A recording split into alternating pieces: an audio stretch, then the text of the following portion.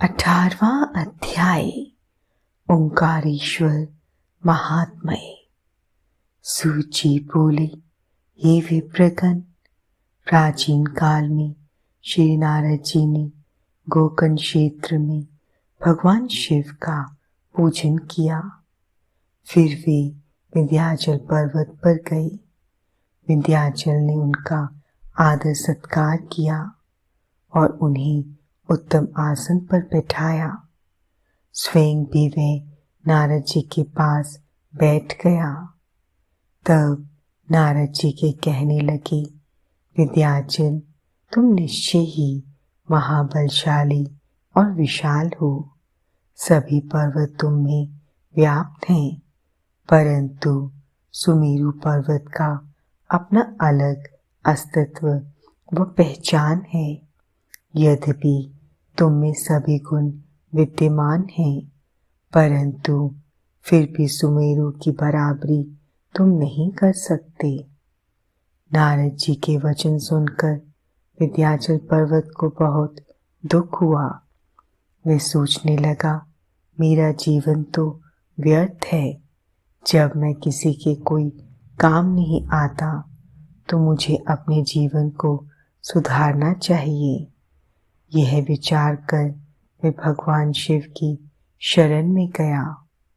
विंध्याचल में ओंकारेश्वर जाकर वहीं समीप में भगवान शिव का पार्थिव लिंग स्थापित किया और विधि विधान से भक्ति पूर्वक उसकी नियमित आराधना करने लगा। वे घंटों शिव जी के चरणारविंदों के ध्यान में मगन रहता। इस प्रकार उसे शिव जी का ध्यान और तप करते हुए बहुत समय बीत गया।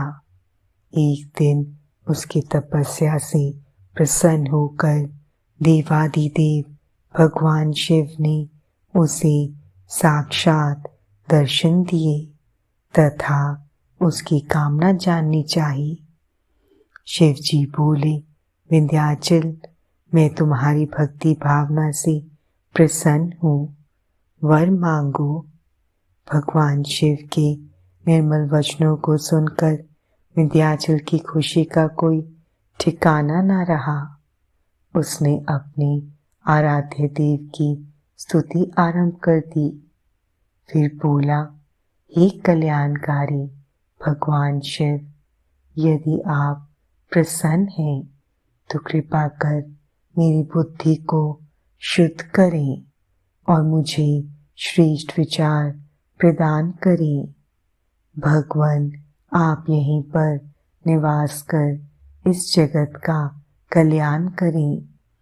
तब विंध्याचल की मनोकामना को पूरा करते हुए भगवान शिव ने उनकी इच्छित वर को प्रदान किया और स्वयं विंध्याचल द्वारा स्थापित लिंग में ज्योतिमय रूप में विराजमान हो गए। यह ज्योतिर्लिंग परमेश्वर नाम से प्रसिद्ध हुआ।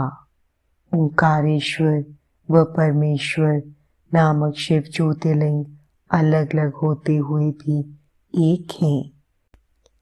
ये अपने भक्तों को अभीष्ट फल प्रदान करने वाले तथा उन्हें मोक्ष देने वाले हैं। इस प्रकार अपने भक्त विंध्याचल पर अपनी कृपा दृष्टि कर शिव जी अंतर्ध्यान हो गए।